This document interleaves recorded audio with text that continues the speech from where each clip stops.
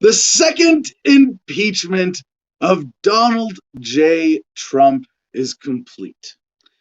And in a 57-4-43 against vote, the United States Senate failed to convict him, despite having the majority in that vote.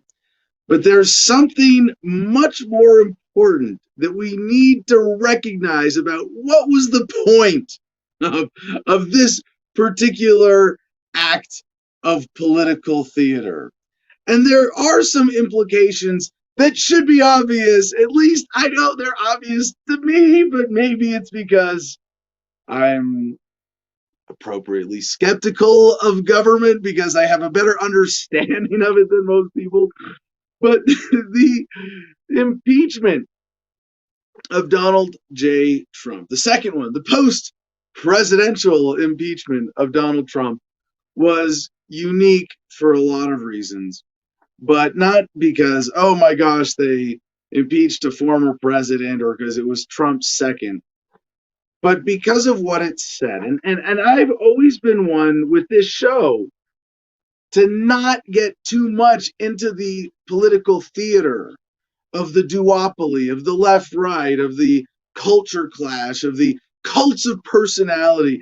And I have often praised Trump while ignoring stories of White House drama or brushing them aside, telling people, hey, you might be seeing this in the headlines today. Don't worry, mainstream media covering it doesn't mean that you have to know about it or that people around the water cooler will even care. But with the impeachment of Trump, the second impeachment of Trump, we've generally avoided getting into this. But now that it's over, and now that I can say what I'm about to say, it's worth getting into at least a little bit, if only to explain why I don't pay that much attention to what I consider stories of palace intrigue and drama and distraction. And this is most certainly one of them. And it's very simple because there's a very powerful statement implied by every politician, every pundit, nay, even every voter or media consumer who gave air to this story. Because when they said, specifically, the members of Congress who voted for the process in any way or for the conviction, when they said Donald Trump's words are criminal because they led to the deaths of 5 Americans and an attempted insurrection, and it wasn't an insurrection, false flag insurrection at best. Now, before I go any further, I don't want to suppose that words can't be criminal. I can commit fraud with words that might cause damage that I would be responsible for. I could trick someone into doing something that destroys their property, causes loss of life, limb, or value, and that would be my fault if my speech was directly to defraud them or to cause that, right? But that's not even what we're talking about with Trump. Inciting a riot, and man, I'm jealous. I've always wanted. I give speeches, and I want people to get fired up. I've never been accused of inciting a riot. But for Trump's, alleged crime in this, there isn't even an air of real responsibility. But let's even grant his critics that point for a second and say that he is. Let's not even get into that. I mean, we can compartmentalize this concept and say maybe Trump committed some fraud baked into this that led to this conflict, and he bears some responsibility for it. But what they said is it's okay to impeach past presidents. What they also implied then was that all of the war crimes of other past presidents are not even worth bringing up, not even worth mentioning. No, Let's talk about Donald Trump potentially inciting a riot.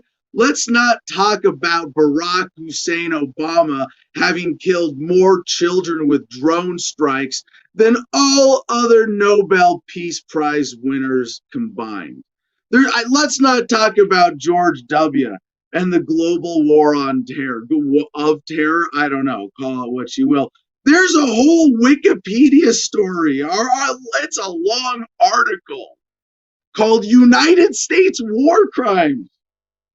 And it goes back way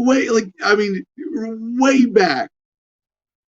Philippine American War. Wars they don't even teach you about. World War I, World War II, Pacific Theater, war, rape as a phenomena there, European theater, rape, another subsection of that, Korean War, Vietnam War, Gulf War, Highway of Death, the War on Terror, Command Responsibility, Haditha killings. Now, about something I might know a little bit about, having been there myself, but as Ron Paul said regarding war crimes, you don't have to go to Iraq to read the Constitution. And one thing that by American law makes it fundamentally criminal is that a lot of these wars have happened without declaration. So they are not technically wars, they're executive actions. And the reason this is built in allegedly to the Constitution as a check on the war power of the executive is so that war could only be by declaration and therefore responsive. You declare a state of war that somebody else's aggression has caused, and that creates a standard of war being defensive or reactive and legitimate. And as I learned from Ron Paul, is one appropriate standard, the Christian just war theory. And there are a lot of basic principles of essential human ethics. Like if a war is going to be just, if one side is going to be just in a war, force has to be proportionate, minimize, collateral damage, things like that. By any of those by any greater standards of humanity, every president, I don't know how far you want to go back. You could probably find a way to go, yeah, every single president the United States has ever had has been some kind of war criminal. And Congress, by impeaching Trump, and by that I mean going through with the process to vote to convict or acquit, is saying that at least of all of our living presidents, and there are plenty of crimes, and we could go back to Clinton. Yeah, we go all the way back to the beginning. The history of the United States of America. I mean, I didn't even mention, what native crimes against Native Americans that would qualify as, if not war crimes, crimes against humanity. And they wanted to, but I don't even have, like, you go, oh, okay, Adam, you're making a clever historical point. No. Let's go back to present day for a second. What else did Trump do in the waning days of his administration? With the power of the pardon, the opportunity to spare someone the pain and suffering of persecution by government, to release someone unjustly imprisoned, to spare someone the consequences, perhaps, of an unjust conviction. Did he pardon Edward Snowden? No. Julian Assange? No. Ross Ulbricht? Of course not. No. Who did he pardon? Blackwater, Iraq contractors responsible for the deaths of at least 14 Iraqi civilians. Is the subtext obvious enough now that when they go to impeach Donald Trump and say that his words that may have led to this riot, protest, out of control, false flag insurrection, at best, his words give him some culpability for what happened on January 6th. But none of the other war crimes of this administration or the pardon of actual war criminals, none of that matters.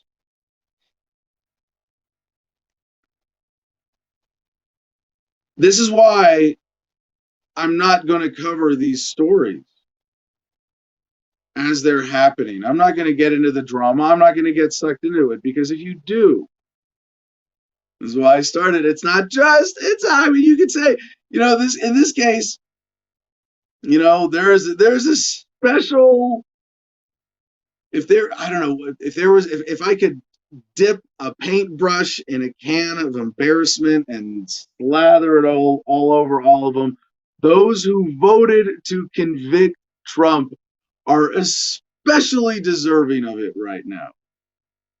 But it's really everybody. It's all of us.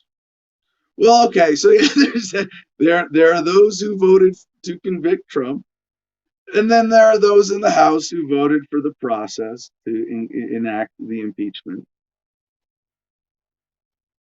And then there are those who were directly supportive, but really, you talk about those in the media too. And even then, ultimately, it's on us. All of us. Are we going to let them get away with this? Every story about impeaching Trump that doesn't go, wait, it's okay to impeach past presidents for crimes, but we're going to let everything else go. No. Now, I don't want to say, aside from, hey, we can't keep falling for this, obviously. The system has to be fundamentally changed, there's so many other crimes that the duopoly agrees on. Like, I mean, take the drug war, for example. No victim, no crime. If I smoke pot, there's no victim. If you come after me for smoking pot, you're the criminal, and now I'm the victim. The drug war is criminal. They're saying all of that is okay. Trump's words are not. Now, I don't care what your vision of property rights is, your definition. You have a right to bodily autonomy. The drug war shows that government is premised on not respecting that. There's so many other ways. Freedom of movement is not respected. Freedom to engage, freedom of relationships, right? Freedom of speech. All these things that we take as fundamentally American, and we see, we're, again, transcending political ideology. If you believe that you, as a free, beautiful, independent human being, if you believe that you own yourself,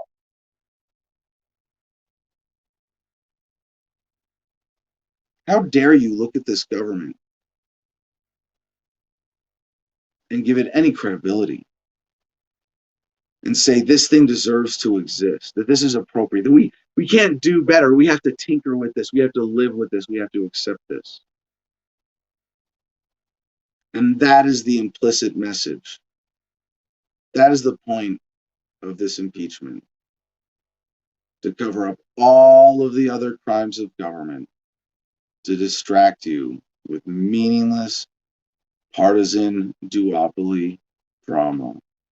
And this is one of the great reasons for me, one of the motivators for me to be involved with the Libertarian Party, to be engaged, to say outspokenly that this is what I believe in, because it's just a change in perspective. And why do they do this? Why are things being censored right now? The lies are wearing thin. It's time to expose them to those who are still in denial, and just showing this perspective and pointing out, hey,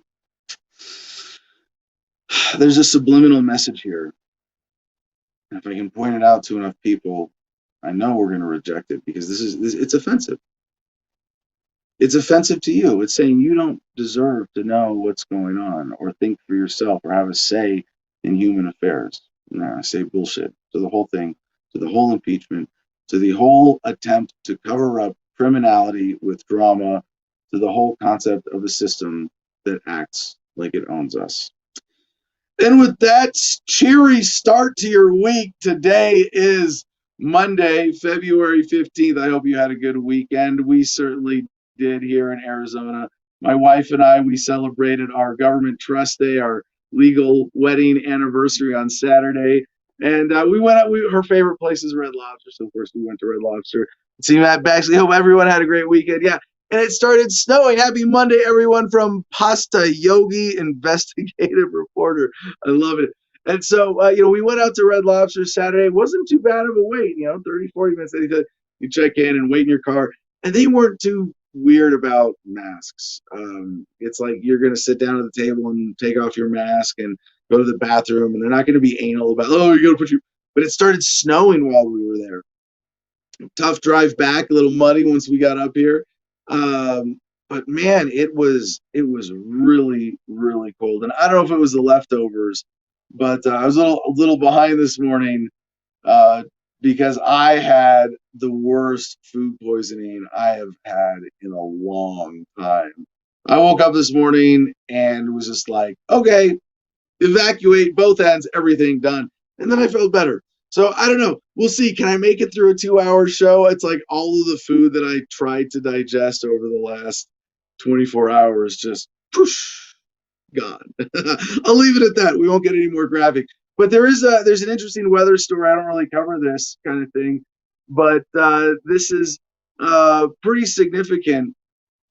It was so cold this morning. Also, I had to do some chores outside for my wife for the honey-do list, and I couldn't feel my fingers when I got back in. And it's not just because I have this mangled chainsaw boo-boo still. It's almost better. It's just really annoying. But yeah, The Guardian has this headline: Texas sees one of its coldest winters in decades as temperatures drop. Greg Abbott, the governor, issued a disaster declaration for every county in the state as conditions continued to get colder. So my warm vibes go out to everybody experiencing winters much harsher than we are here in the mountains of Arizona. It was cold enough. Yeah, walking around with I didn't have the best warm gloves. I had like these burly chainsaw gloves that I wear, so this doesn't happen again. And my fingers were just like numb cold and painful cold. And we had to scrape ice off my wife's windshield. So it was it was intense, and it was I don't think it's stuck at snow anywhere much in this area. But this is pretty intense. Texas is experiencing one of its coldest winters in decades, with temperatures expected to drop as low as 11 degrees Fahrenheit in Houston to as low as 11 Fahrenheit and 9 Fahrenheit in San Antonio under a winter storm warning. Yeah, it's going to be colder in Texas than here in the mountains of Arizona this coming week. So let's see. Let's check in with comment Jim Free and Rachel. It's so cold in Texas, or Fractal. How did I read that as Rachel? If anybody wants to comment on what they're experiencing for winter cold this morning. Jim, good morning, brother. How's the weather in Phoenix? The weather in Phoenix is very beautiful. So yeah. I love this 420 Pat Rock comments. It's colder than the heart of a Karen here in Kentucky. Yeah, that's funny. Right. That's funny. What's funny is that comment actually came in at 9:50, 11 minutes before we even went live. If people seek out your YouTube, they can see the pre. They can't see anything, but you can comment. So it's weird. Yeah, I hope you all appreciate what Jim does. You throw up comments crazy all the time. Well, the one I mean, and Jim actually organizes them into the show, right? I just want Jim to. I'm going to call you out on this because if I'm going to praise you like that, I want the audience to know. I want the audience to test Jim today, because we don't have any guests. We have 3 big news blocks. We got sort of this. We got a political grab bag. We got a COVID block. Yeah, sorry, got to get my I told you so's in for the week. We got a little international and fun stuff grab bag on the back end of the show. But definitely we want to give away comments to or producer club membership to best comment and top super chat. If you're watching on YouTube, put money in the box, in the Google box, and most of it comes out to us, and you get your comment read on air right away. And so top super chat every episode wins membership in the Producers Club, as well as if we choose a top comment for the day. Craig, Dave, Freedom Fan, thank you, Craig. But Jim, like I want. Oh yeah, it's not President's Day. Happy No President's Happy Day. No President's Day. But I want Jim to put up more contrarian troll comments for me to debate with. And he doesn't do it. He's like, he tries to filter out the nasty shit. And I'm like, let me respond to it more. So today, the contest is best troll comment that Jim puts on screen, wins membership in the Producers Club. All right, Jim, you want to tell them what they win if they get Producer Club membership? Okay, well, if you get in the Producer Club, that is our private Telegram chat where we share links, we share ideas about the show. It's a smaller group than the public Telegram chat, which you can join at t.me/Adam vs. the Man. That's the public channel that everyone has access to. But what Adam was talking to is the private channel. So if you'd like access to the private channel, participate in our contest, drop some super chats or a wicked comment. And if you don't feel like participating in the contest, you can just go to adamversustheman.com and there's a button there that says Patreon. You can click on that. There you can support us with the show with $1, $5, $10, or $50 a month in support. $10 a month is what gets you access into that previously mentioned private chat. So that's where that's at. Check that out. Do what you want to do. After that, go back to adamversustheman.com. Check out the store that CJ's put together. Lots of cool merchandise there to check out. There's a load more button at the bottom of the screen so you can check out more and more merchandise. Producers Club member and better patrons get 15% off and free shipping on everything in the store. So be sure to check that out. After that, go back to the website that has everything, adamversustheman.com. There's another button next to the Patreon that says Cigar Federation.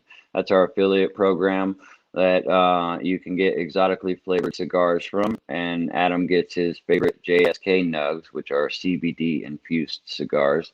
You can use promo code ADAM10, like you see on the screen there, all caps ADAM10. You get 10% off your entire order there. So go to cigarfederation.com, check them out. Lastly, if you're on Instagram, check out at the Garden of Freedom. That's how you can keep up with everything that Adam has going on up there in Gardenia, his new build that he's got going on anytime it snows real crazy, things like that.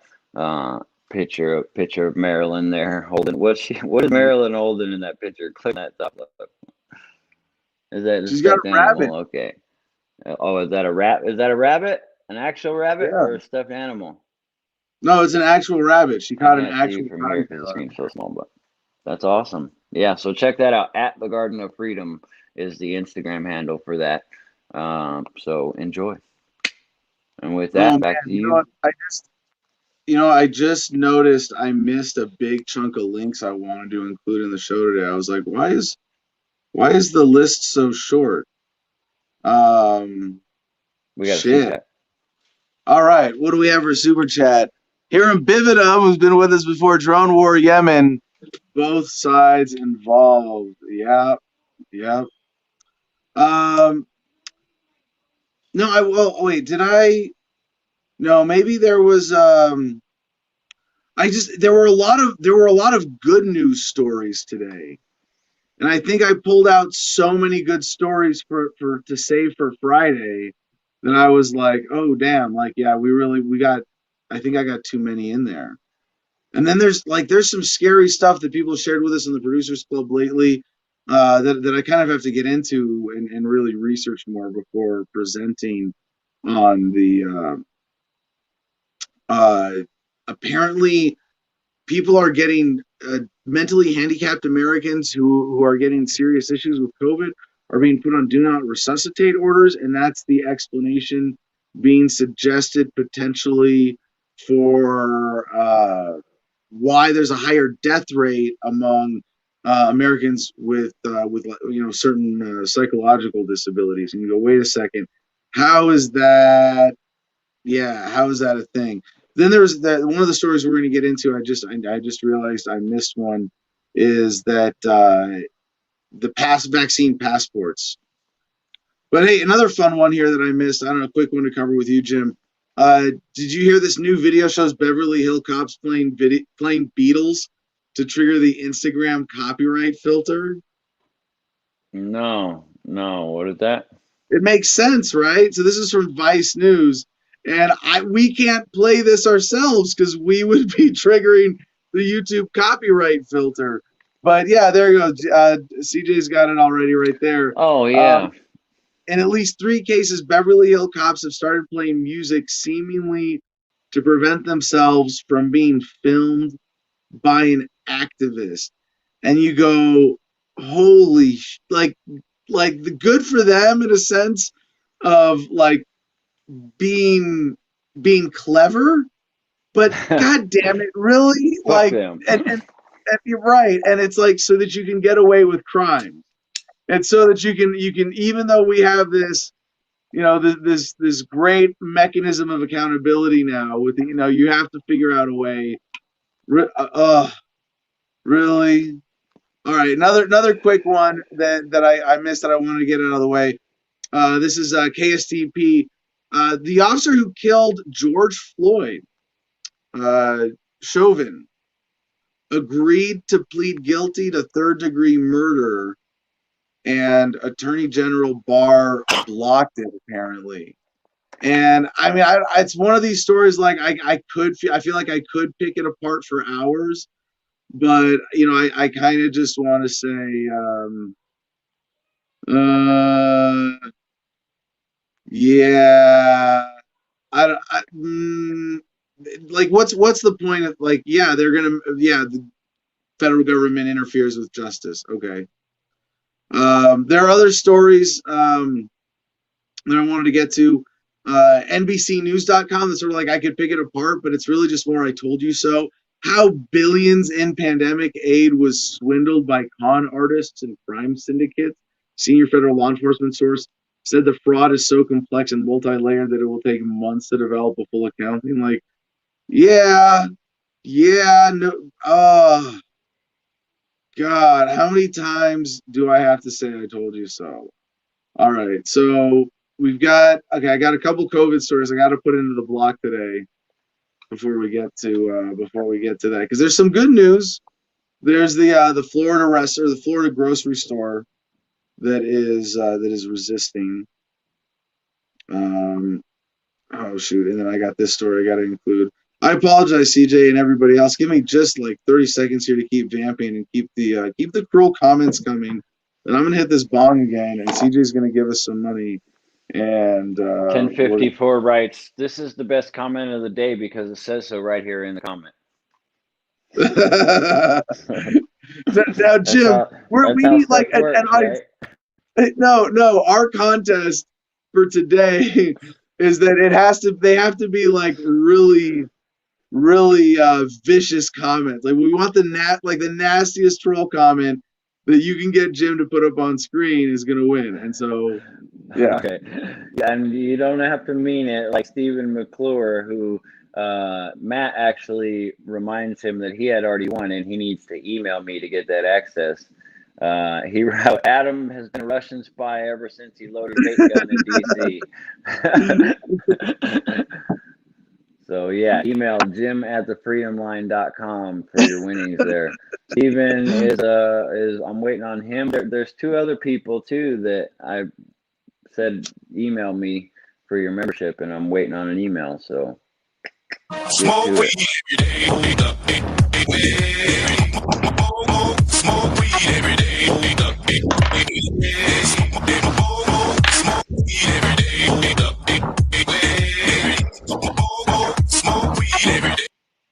You know, this is one of those days with the my stomach issues where smoking cannabis to just sort of quiet things down and make me feel more in control, at least makes me less likely to have to get up unexpectedly in the middle of the show today.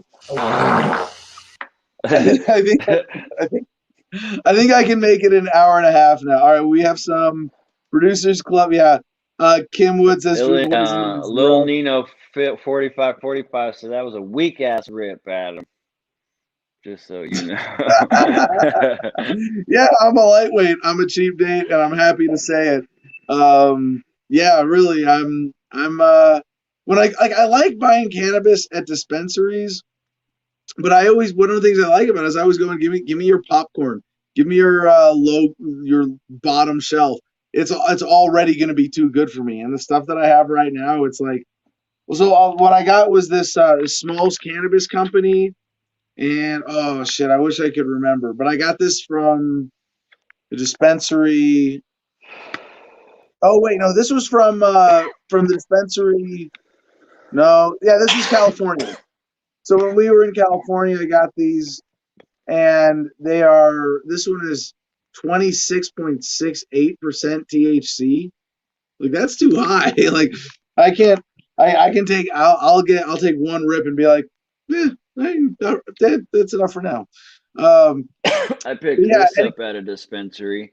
It's a half-gram cart. Watermelon Skittles. This is the most amazing thing I've ever tasted. It's delicious, beautiful. And you know what's funny? I got this brownie as well. Check this out, 100 milligram brownie from the dispensary. They said, well, as far as the rules go, as recreational, we can only sell you 100 milligram edible, but I can sell you as many of them as you want. I was like, okay. So I couldn't buy a brownie that was a 500 milligram brownie, but I could buy 5 100 milligram brownies if I want. Yeah, and in Arizona, we are now at full recreational legal. CJ says, take another hit. Do I need one to get through the show today? Is that what you're saying? All right, I agree. Give me 80 skunk and I'm happy.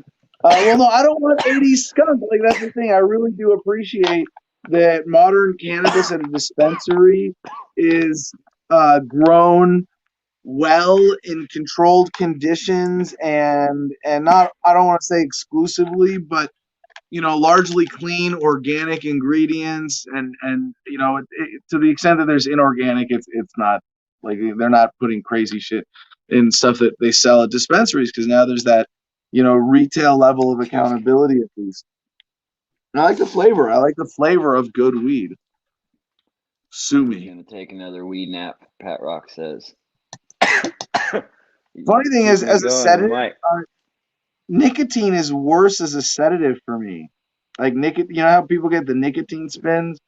Like it's funny because I used to be a regular smoker, but this is what I like about cigars too, is that it's a steady lower dose through the mouth of nicotine as opposed to through your lungs. But like I'll smoke now. If someone's smoking a regular cigarette and shares it with me, I'll take 2 hits and I'm like, yeah, that's like I'll start to feel that, and it's sedative. And I think edibles kind of have that more sedative effect, but for just flower, we got some 37%. Yeah, like that's what it's coming to. Like it's well that, and see, I wonder if I could find. I mean, it shouldn't be too hard to find at this point. What I really want is a cartridge that's like low THC content. The problem is the cartridges are all like super high THC. So for me, I could get a cartridge and I go like. All right, one more. This is by audience request. Smoke weed. Hey, damn, son, where'd you find this? Oh, you picked a different song. Smoke weed every day. Smoke weed. Smoke weed. I can dig it. All right. Should we get any other critical comments before we get into our first news block? The first news block really isn't a grab bag. It's domestic terrorism. Oh, we also have. Well, I should point out a couple things since it's Monday. We haven't said this in a while. I haven't done like a full get CBD with minimal THC. Yeah, I could, or like alternate. I have. Is it in here? No, it's in my truck. I have a really cool little CBD pen that they sell at the local gas station now. But all right, Gary Schultz. Why the shitty music when you take it? Well, because the good music gets overplayed just a little bit. No, the good music gets banned. That too. We play more than 15 seconds of smoke weed every day. We get a strike. Or is it 10 seconds? Something like that. And all right, we have Merlin hitting it with you, bro. Awesome. But yeah, I should do a quick general call for volunteers. Yeah, Jim, for just a few minutes. Yeah, all the things that I'm working on, and I'm grateful again. We got this core team with the podcast covered. with awesome co-host Comment Jim Freedom and executive producer CJ. We still need help with a few auxiliary roles on the Adam versus the Man team that would really help build this out. CJ's like, yeah, that was enough. But someone to help with distribution, post-production, social media, a handful of things like that. If you're interested, send me an email, adam@thefreedomline.com. There it is. Thank you very much, CJ.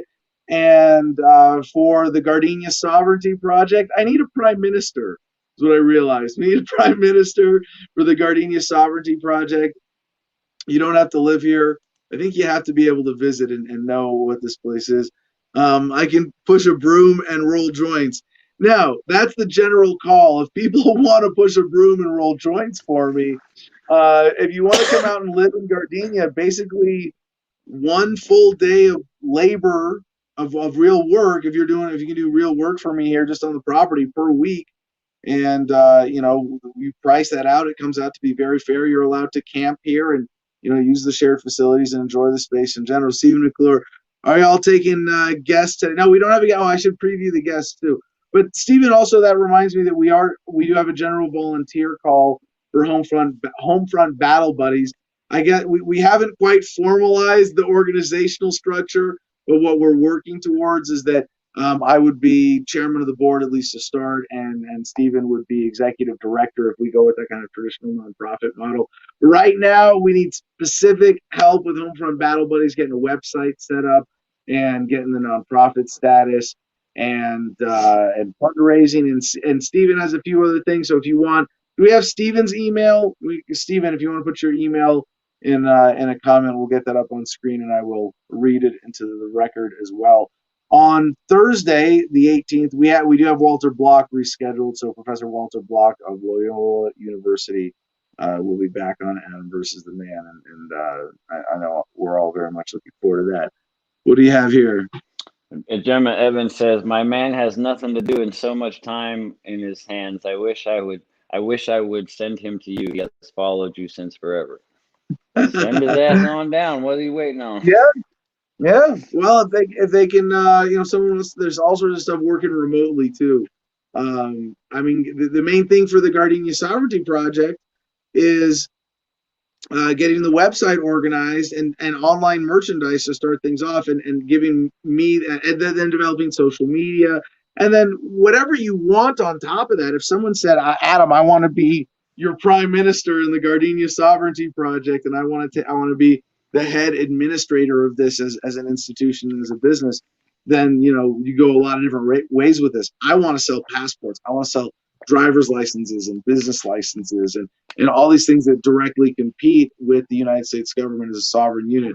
And the passports for asserting freedom of movement are actually usable in different ways that I think we're going to have a lot of fun with, pushing the limits of this thing. And then there's the whole merchandise. I mean, we have a really badass logo for the Garden of Freedom and for the flag, the geodesic sunrise. It looks really good on a flag and a t-shirt and all that, so we're going to get all that going as well. I think there's opportunities there. So there, Stephen has his email right there, sdmcclure29@gmail.com. That's sdmcclure29@gmail.com.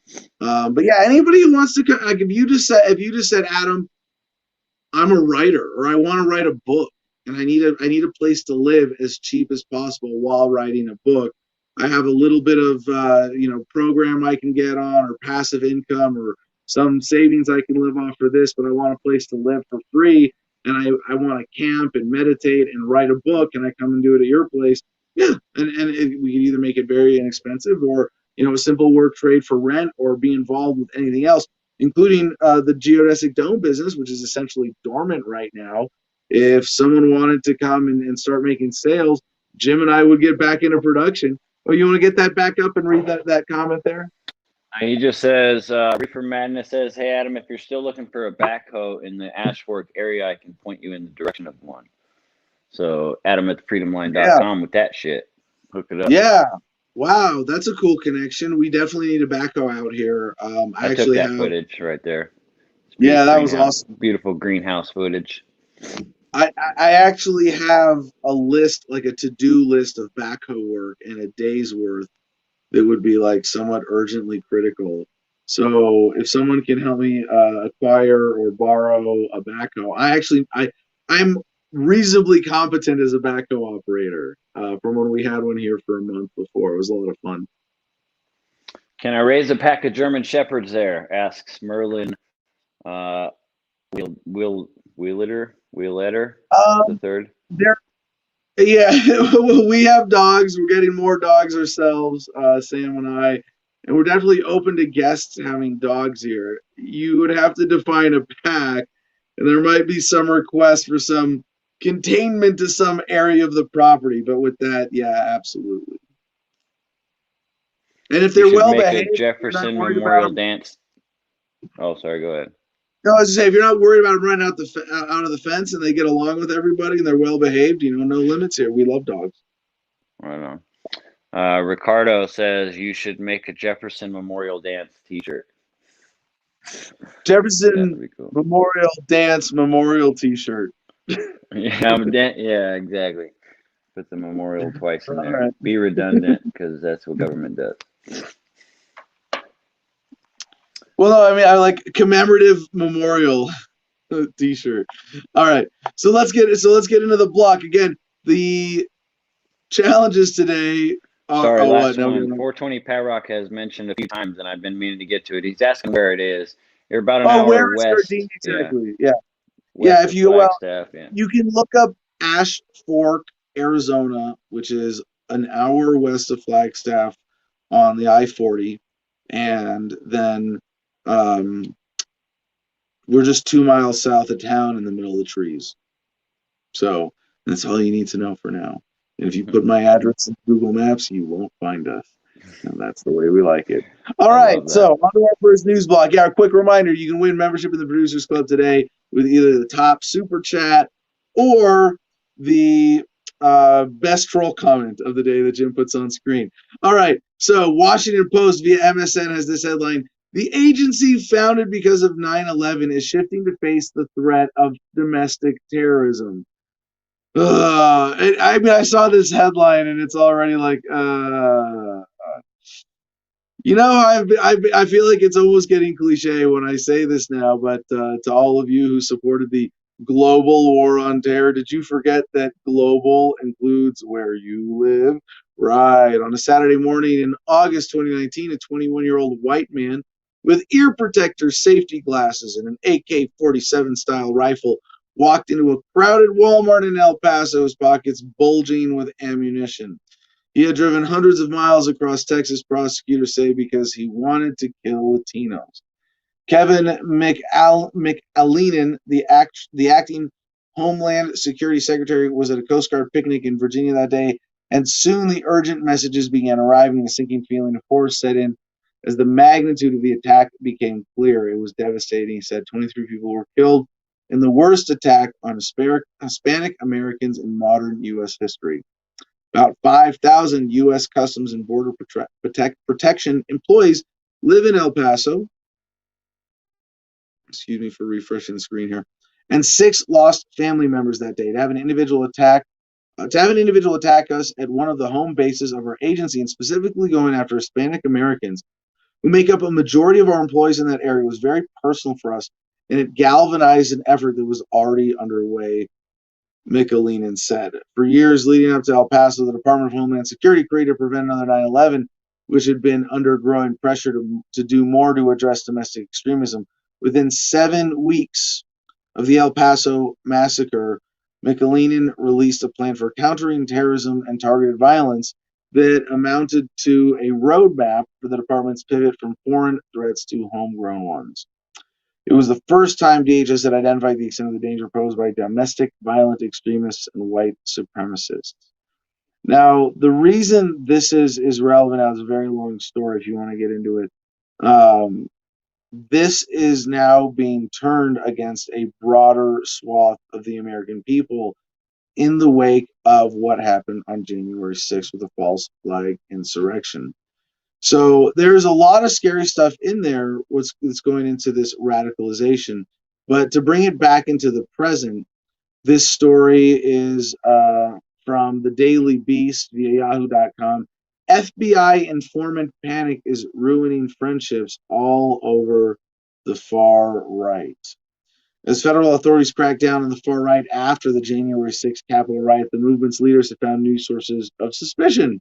Each other in the Trumpist America First movement and the far right paramilitary group, the Proud Boys, alliances are fracturing as extremists brand each other as potential informants. Now, racist live streamers are accusing their former comrades of attempting to turn over followers to law enforcement, while Proud Boys chapters are splintering from the national organization over similar fears.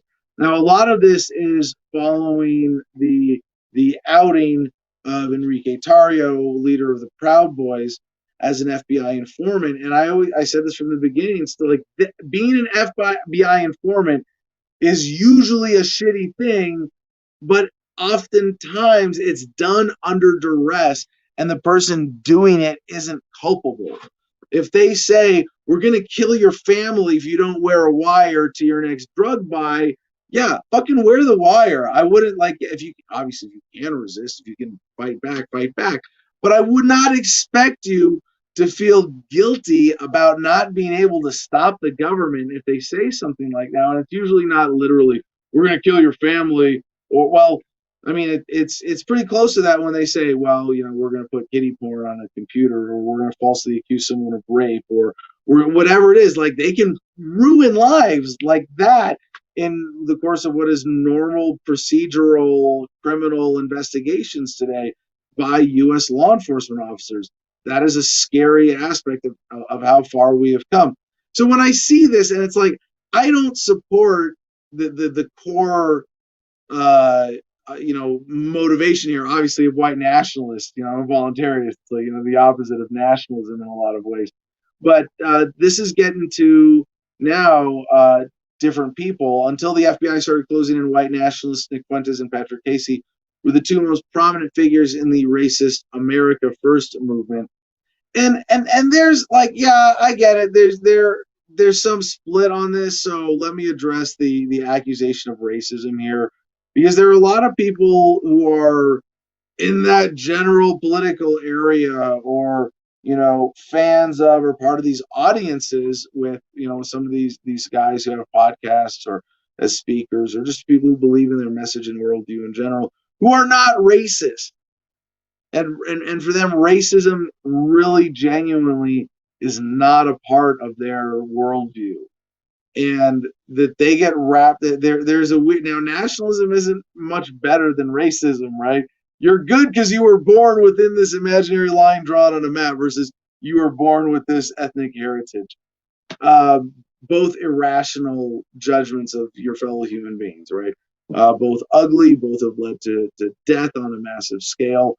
In a sense, you might say racism is a little uglier, but both horrific ideas.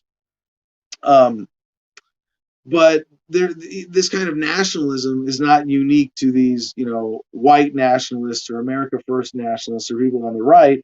The left is still a nationalist. You know, every statist who believes, you know, in a national identity or a large coercive state is, you know, some kind of nationalist. So yeah, there's a lot of controversy, as CJ put on the screen there, some of the other personalities involved with this. So I'm kind of torn when I see this. You know, it's left going after right. Okay, well, fuck them both. Let them tear each other to pieces, and then we can all be free, right? If they can't impose their blue flavored statism on us, and they can't impose their red flavored statism on us, then great, we're free as a result. But I'm when I see a group being particularly or directly targeted by the FBI, I'm like with the Proud Boys, or you know, or even when I see, you know, outspoken racists like Christopher Cantwell being targeted by the government, I have to think, like, what makes him, like, in this way at least, is he a threat to just a flavor of statism, or is he a threat to statism itself? You know, and in some ways, you know, I am still inherently inclined to sympathy, or to some form of, you know, empathy perhaps with these people now who are being victims of government entrapment who are being set up, who are being stalked for, in most cases, what still amounts to, crimes of insignificance. Again, like I started the show off comparing, Trump's incitement charge to even, the war crimes of the Blackwater security agents that he pardoned really shows a complete lack of perspective. But this is something that I think actually it represents a really important shift in the American awareness that infiltrators in activism groups are a thing, and it's going to make, this is something that I have dealt with since the beginning. When I was involved with the Iraq Veterans Against the War, going back to 2007, we knew that we had infiltrators in the organization, just like Vietnam Veterans Against the War before us did. We saw in pictures of anti-war protests faces that were matched on Facebook to people who are cops just in DC Metro Police. There was a sprinkling of other incidents that were verified throughout the country during that time of infiltrators in the anti-war movement. You think they haven't been in the libertarian movement the whole time? I mean, the one consistent part of the anti-war movement, we're anti-war regardless of what color the president in office executing that war is, whether he's blue or red or orange, as the case may be. And so seeing the Proud Boys splintering and being suspicious of each other, people on the right, I hope what this leads us to is a more decentralized method of resistance or mentality of resistance overall for all activists in the United States. So follow-up story from The Guardian, also via Yahoo: the decline of Proud Boys, what does the future hold for far-right group? And by some standards, I got to say this, like the labeling of them as far right, domestic extremist terrorists. One, it's a bit of a stretch, but two, it does kind of ignore the existence of libertarianism as another point on the spectrum, if not transcending it, because the Proud Boys do have some elements of being, far right by some whatever silly standard, but they really are relatively close to libertarian in their overall beliefs, from what I understand of the group. So anyway, during the Trump era, the far-right Proud Boys rode high, enjoying presidential support, recruiting thousands of men, and as the self-nominated nemesis of leftist Antifa activists, participating in a string of violent street altercations around the country. And this is where, if you really want to stretch the label of terrorism to extend to a few events like Enrique Tarrio stealing and burning a Black Lives Matter sign at a church in D.C., I'm totally against that. Absolute bullshit. Personal expression, private property, even if it symbolizes something you disagree with, it's wrong to go and steal it and destroy it. So, Enrique, I disagree with you there. Unless you have come out and said, I was drunk, I didn't mean to do it, that was wrong too. I might have missed that. But if you want to say, because he's using fear and like going out armed on the street is, they want Black Americans to be afraid, and that's terrorism. And if there wasn't an actual threat of actual violence, I don't think it really qualifies. But yeah, look at how they got these videos set up. It's like, wow, these guys are. It's really crazy how they put the effort into the production values tracking these guys down, who are some just at the riots on January 6th, just at them, even if not actively participating.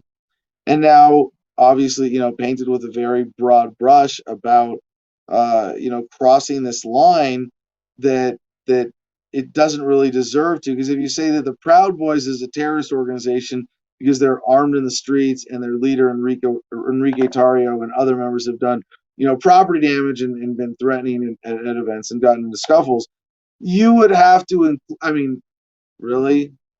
If you want to go that far, then try to tell me the United States military isn't a terrorist organization, right? There's an obvious hypocrisy exposed by this that leads me, to want to be sympathetic, but I don't think they're going to. I don't think the Proud Boys is. I hate to be sort of pessimistic on any legitimate grassroots activist group, even, especially facing this kind of persecution. But part of the strategic development that I want to see in creating a libertarian world of peace and harmony is based on getting away from tactics of confrontation. And the Proud Boys really do have it in their DNA that they are a confrontational group. And I'm even on strategy completely, diametrically opposed in that regard. So back to the story here. Since their foundation in 2016 by the far-right Canadian media personality and entrepreneur Gavin McInnes, the all-male group wear uniform clothing, enforce bizarre initiation rituals, eschew masturbation, reward violence, with higher degrees of membership, have been an outsized presence on the landscape of pro-Trump extremism and successful in promoting themselves as the most militant part of his coalition. How much of that is even accurate? Hard. I don't want to pick it apart, but I would say there's a lot that Proud Boys members would take issue with legitimately in there. But their role in the Capitol insurrection especially has brought far less welcome attention. Law enforcement agencies have connected at least 10 Capitol arrestees with the Proud Boys in criminal complaints and affidavits. Those charged include leaders like Florida combat veteran and conspiracy theorist Joe Biggs and Washington State's Ethan Nordean, whose prominence rose in the group after he was caught on film attacking an anti-fascist during the 2018 riot in downtown Portland, Oregon. Now, aside from them all being statists, Joe Biggs is a particularly pro-cop kind of statist that is particularly disgusting. And while I think he might be a well-intentioned, legitimate activist, if he's in many ways advocating violence against me, how can I be disappointed that he goes down? Excuse me. So 2 more related stories here, and CJ, first, this is one I forgot. If you want to look it up real quick, I think this was on Drudge Report today. The New York Times Visual Investigations is another one of these like super graphic, pick apart who the bad guys are. These are the American terrorists that you have to worry about. The headline is, first they guarded Roger Stone, then they joined the Capitol attack. Yeah. So this starts with a photo of Oath Keepers guarding Roger Stone on January 5th, and then participating in the Capitol attack on January 6th. They're trying to say these were the same people by these photos, I guess, but they're showing just that they have the same hats on in this picture. But here we go. New York Times, at least 6 people who had provided security for Roger Stone entered the Capitol during the January 6th attack, according to a New York Times investigation. Videos show the group guarding Mr. Stone, a longtime friend of former President Donald J. Trump. On the day of the attack or the day before, all 6 of them are associated with the Oath Keepers, a far-right anti-government militia that is known to provide security for right-wing personalities and protesters at public events. Interesting. So this is like it's funny how they're. I mean, this whole story is like this weird guilt by association game that they're playing now. I think I saw this. I just want to talk about Roger Stone because he's an interesting guy and a friend of mine. But at the last part of the story says, on February 10, Mr. Stone posted a statement online saying he saw no evidence whatsoever, excuse me, of illegal activity by any members of the Oath Keepers, and if there were proof, they should be prosecuted. And I don't know about that. Probably true, because I didn't see those particular guys inside, and the photo that they have in the New York Times is them like I don't know. There's still going to be follow-up and plenty of shakeout from what happened on January 6th. My primary concern, as always, looking out for you, my audience, looking out for the American people, really all the people of the world, but in this case, particularly the American people, is that regardless of what actually happened, regardless of how much was false flag, regardless of how much was let it happen on purpose, no matter how much of this was done by infiltrators in the protest groups, right? I mean, who knows, those people you're seeing on screen right now, who knows how many of them were paid off or told they were going to be able to do this without getting shot. And the whole thing being staged is an excuse to create more conflict and drama, to escalate as opposed to de-escalate. And of course, what that does is give the government an excuse to crack down. And man, I have it as a wallpaper now, so I can read it like actually properly every time during the show. But this is one of those cases where I have to remind y'all of my favorite John Lennon quote. When it gets down to having to use violence, then you are playing the system's game.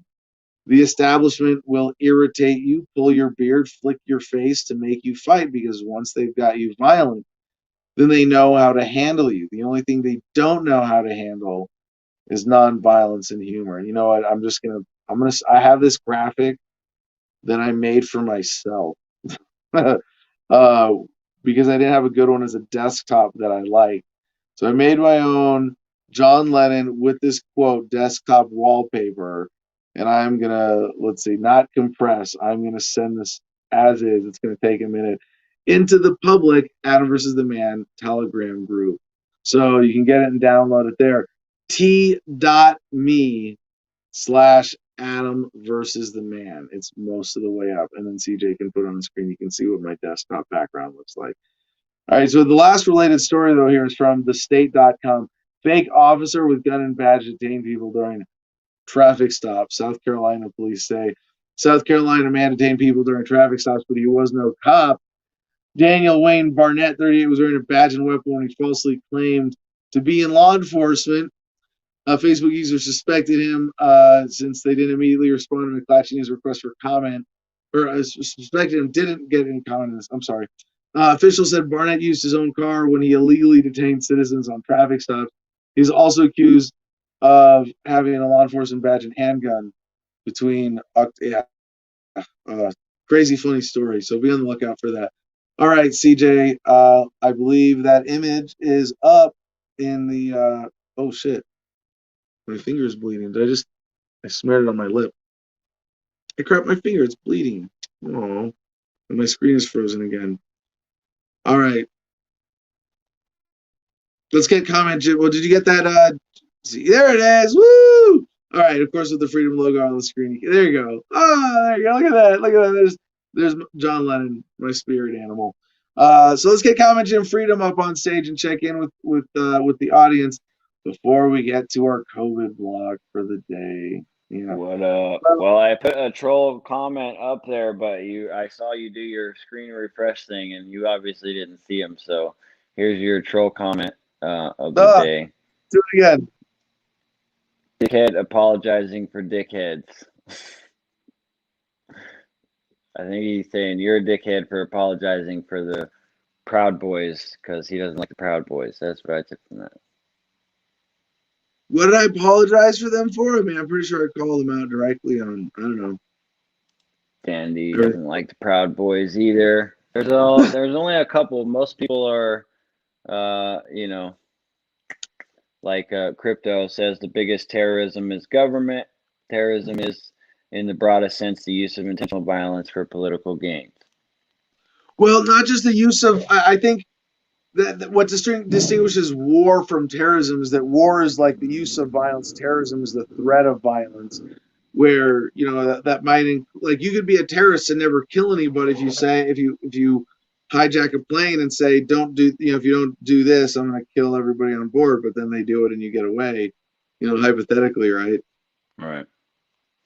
I would say that it's the use of fear through the threat of violence for achieving political ends. I actually did a report on terrorism in 4th grade, and I had some version of this definition on a poster board.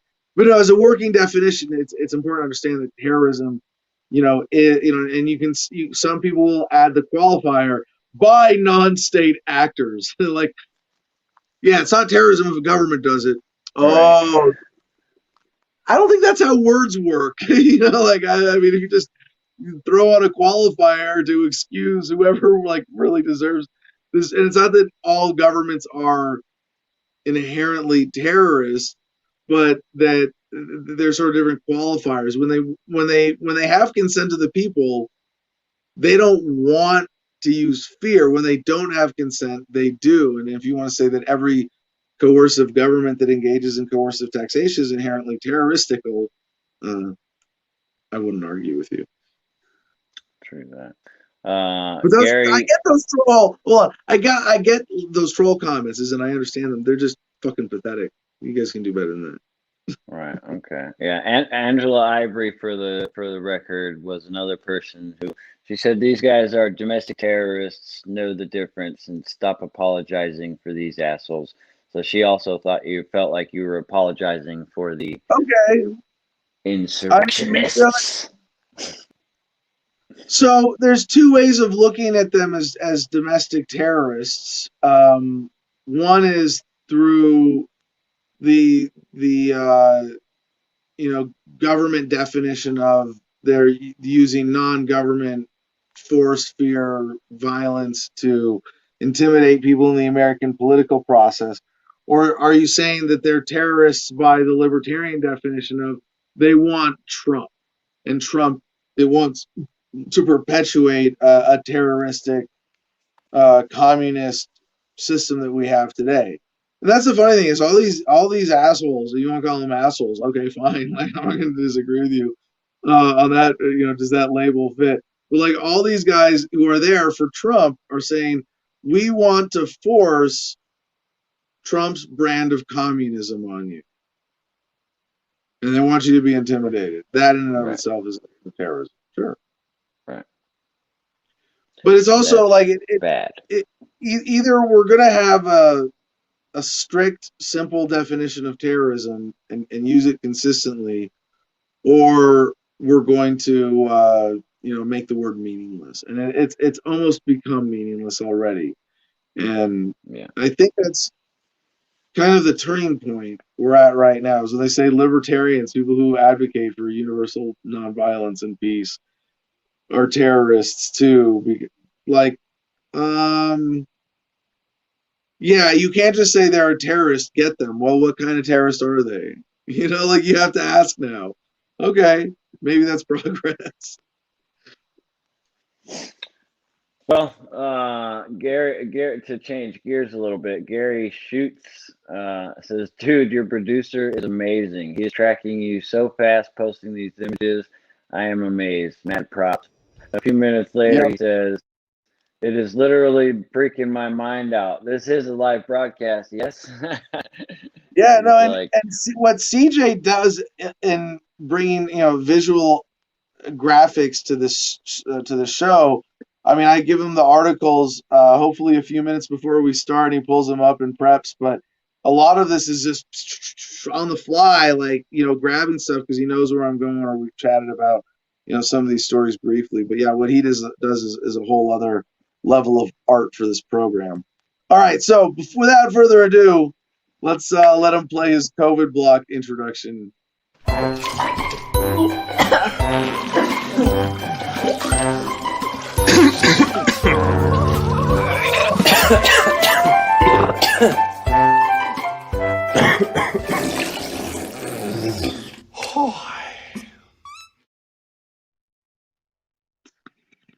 Oh, hey, sorry. I read somewhere on the internet that pot smokers are less likely to die from COVID or something. And if you read it on the internet, it must be true because that's what Abraham Lincoln said about the internet. But our COVID block today, none of which is to be taken as medical advice. Everything here is pure parody, obviously. Our first headline in the COVID block comes from Chron.com. Actually, the Washington Post via Chron.com. From medieval times to our current crisis, plagues often accelerate extremist movements. All right, I'm sorry about this. People who drink iced tea out of gallon jugs are less likely to die of COVID. I also read that on the internet. Adam Krigler used to feed his YouTube following a politics-free diet of chatter about aliens, movies, skateboarding, and video games. Then came the pandemic. Now he devotes much of his talk show to his assertion that mask mandates are an assault on personal freedom and that Democrats somehow stole the 2020 election from Donald Trump. Result, a much bigger audience. As Krigler said, quote, the pandemic has made more people want to blame someone else because they've lost their jobs or they're alone. And so this in and of itself, that times of crisis, especially economic strain, would lead to the people who are suffering questioning their political system, questioning society, and often ways led to extremist movements. Obviously, it totally makes sense. Why is this relevant now, though? Is that it's not just that these movements are extreme. It's that there, and it's not that the pandemic is driving people to extremes. I mean, that's a part of it. I don't want to say that that's not real. I don't want to say that that's not a thing. There are people who have lost their jobs, have way too much time on their hands on the internet, and there's no amount of porn that will stop them from having the time to go read about Q conspiracy theories and get crazy down some rabbit holes going, oh my gosh, yeah, this must, and go to some extreme places. Yes, I agree. But what's fundamentally happening is much more mainstream and much more positive than that. So you think about like even this example that they're using here, Adam Krigler, saying that he's made more people want to blame someone else, right? And that he's shifted his talk, on the show to satisfy his audience, to grow a bigger audience, and people are looking for that. But what that shows is that people want to talk about stuff that matters when shit starts sucking.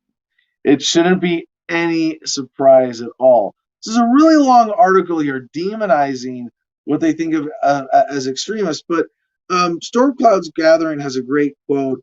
I think it's, "The truth is extreme. To make it moderate is to lie." I try to rephrase that shorter to go on a tattoo or a t-shirt or something. But the truth is extreme. To make it moderate is to lie. And the way I would apply that to here, to what we're talking about, is that the reality of the status quo under our current system of social authority is fucking extreme. Do I want to say tyrannical? Kind of a scary word, isn't it? Extremely overgrown, extremely oppressive, extremely suffocating, extremely holding us back from our potential, making a lot of people extremely miserable right now. And to say, let's get back to something reasonable. And a story like this that you might get from propagandist Mark Fisher with the Washington Post is to say that no, that is extreme. The current status quo is what's moderate. And you know what I mean? I'm not trying to deny the legitimacy of Mark Fisher's words in this particular sense. If you want to interpret it that way, fine. But why are they demeaning it? Never before in human history have we seen a crisis like this of a global nature that has led to such a concentration of wealth and power in the hands of the few. I mean, the stories of the rich getting richer and the poor getting poorer during this pandemic are just getting old. They're boring at this point. So of course people are going to be driven to question the status quo. Skipping ahead in our stack to this from the Wall Street Journal, for better health during the pandemic is 2 hours outdoors, the new 10,000 steps. The physical and mental damage inflicted by COVID has doctors, researchers, and others racing to tap into nature's therapeutic effects. And I mean, this is sort of a silver lining in this crisis for someone like me, because I mean, shit, there's so many I told you so's in the story. I'm not even gonna get into them. But one of the things that I celebrate about this is good news, is that there's a new appreciation for what we used to take for granted, in a way that when we come out of this is going to lead people to be a lot more conscientious of their health routines, of how they engage with other people, and even their level of hygiene. And just, if the average American used to be a 5, and to me that was kind of gross, and I was a 7, and I would consider myself a little bit of a germaphobe. Well, now the average American's at like a 9.5 and has lost their fucking mind and doing all sorts of irrational shit. At least I can go out and go, well, the doorknobs are sanitized. I'm not going to complain, except that effort is misdirected, right? That's going to something that is suboptimal as a use of that effort. If all of our effort going into and some of it's directly counterproductive. People getting their hands messed up or creating resistant bacteria and viruses with over responses, and and obviously I'm referring to a lot of the general stuff around overreaction to COVID here. But yeah, CJ's putting up on screen here. Just remember, the majority of cases are mild, moderate, or even asymptomatic. This is of laboratory confirmed cases. So the silver lining here, though, similarly with this, is that there's a greater health consciousness in terms of the value of being outside. And I have not allowed as much as I have been affected, I think, and it's the dark cloud over everything. At least I've been able to get outside a lot still. I still work on my property and do construction and go get a few hours on the chainsaw at least every weekend. All right, so to this propaganda war around COVID right now, the Associated Press has this headline: "The super spreaders behind top COVID-19 conspiracy theories." You thought I was going to say strains? No, conspiracy theories. Isn't that sick? That they're taking people who want to question the mainstream narrative. They can't just refute them. They have to belittle them with using the language by which they demonize the virus itself and the phenomena around corona. There are super spreaders, So this is a pretty long story as well, and I mean I kind of want to get into this and defend everyone and try to pick it apart, but just as a sampling. As the coronavirus spread across the globe, so too did speculation about its origins. Perhaps the virus escaped from the lab. Maybe it was engineered as a bioweapon. Legitimate questions about the virus created perfect conditions for conspiracy theories in the absence of knowledge. Guesswork and propaganda flourished. Well, see, here's the thing: is that in the absence of knowledge, it wasn't just like, hey, we don't know yet. We haven't figured that out. It's things like Donald Trump ordering the CDC to conduct its deliberations in secret. And you go, well, there's also seeing all of the data out there and not seeing it correlated properly. Just people not communicating who should be able to, and governments in the way. It's not a conspiracy theory when the conspiracy is happening in the open. College professors with no evidence or training in virology were touted as experts. Anonymous social media users posed as high-level intelligence officials, and from China to Iran to Russia to the U.S., governments amplified claims for their own motives. Oh, governments amplified the claims? Not of the fear-mongers who gave the government the actual, justification for their motive to grow and be more controlling. Yeah. The Associated Press collaborated with the Atlantic Council's Digital Forensic Research Lab on a 9-month investigation to identify the people and organizations behind some of the most viral misinformation about the origins of the coronavirus. Their claims were explosive. Their evidence was weak. These are the super spreaders. Now, some of these, I do want to say something as sort of caution, because I don't want to really, defend everything said by all of these people outright. But whenever what a lot of these people are here too are the cherry-picked sort of extremists. And if you want someone like me, who I think is, I'm reading the science, I'm not pretending to be an expert, I'm looking at conflicting opinions, I'm judging for myself. If you come after me, it's look at what I've said. It's always been cautioned by the limits of what I'm able to figure out with certainty. But if you want to discredit anybody who says, hey, maybe you shouldn't take the COVID vaccine, with the craziest people doing that, it's easy to smear any movement or any position with people who have extreme positions on it.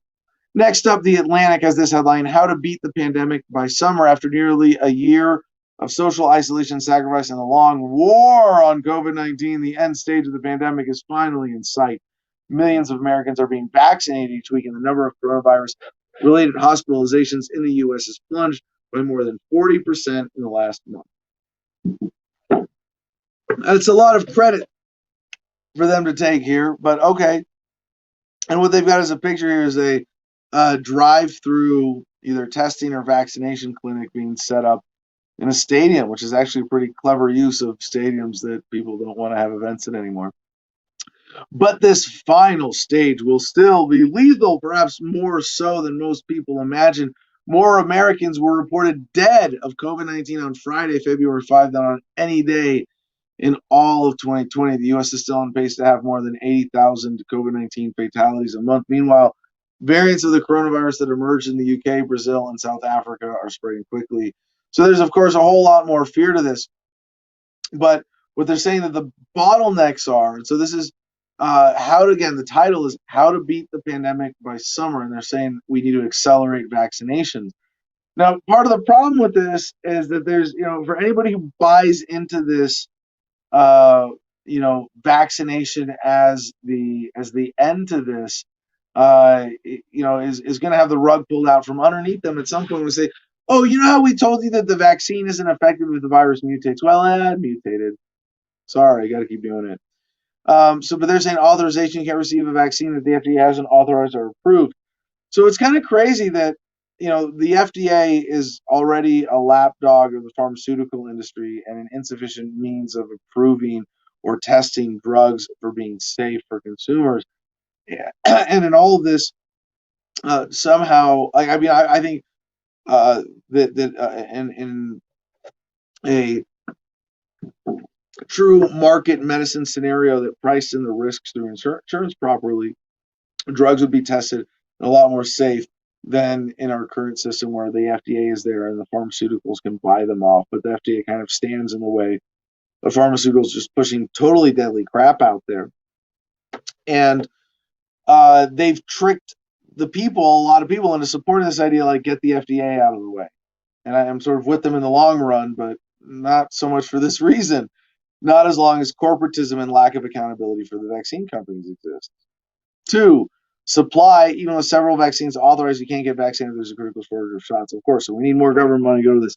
1054 writes, these graphics showing how COVID spreads and functions in the body are idiotic. I'm picturing Ralph Wiggum saying, I'm a biology now.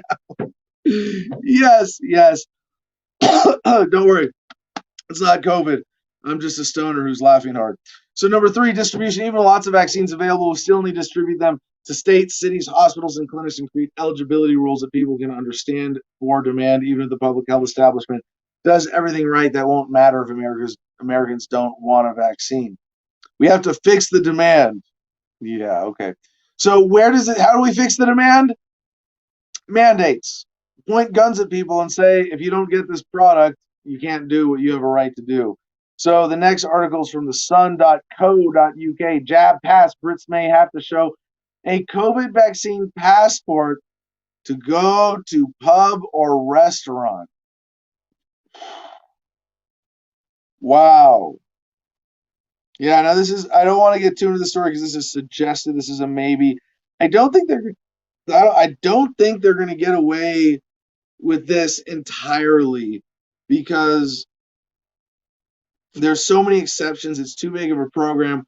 What I would like, I don't think they're ever going to get to universal vaccine passports in a large country in order to go into a bar or a restaurant. They might have a half-assed similar system at a city level, perhaps. But I think a sort of good proxy for this would be like TSA pre-check. If when you go to the airport in the United States, you go through a TSA checkpoint. They have their speed lane, right? And you can go straight through. And it might be that certain kind of vaccine passports or digital passports that you're keeping up with your tests, your shots, might get you some sort of quicker clearance or special limited access. But I don't think they're going to be able to enforce this on a large scale. But hey, I could be wrong, and it is a scary, very realistic possibility that in Denmark, we're already seeing, according to independent.co.uk, Denmark launches coronavirus passports. That's right. Citizens can download official documents if they have tested negative for illness within last 7 days. Makers of tests. I I got a prick test, remember, in like what, March or April by mail here in Arizona that was ready for FDA approval, and they denied it because it was too good. They had to wait until somebody who was paying them off more had a better version. But what you could have done, as soon as this thing started getting out, you could have prick your finger like when you give blood, you do a little blood test, put saline on it, it goes across the strip, and in 15 minutes, you know if you have the active virus or if you've had it and have the antibodies.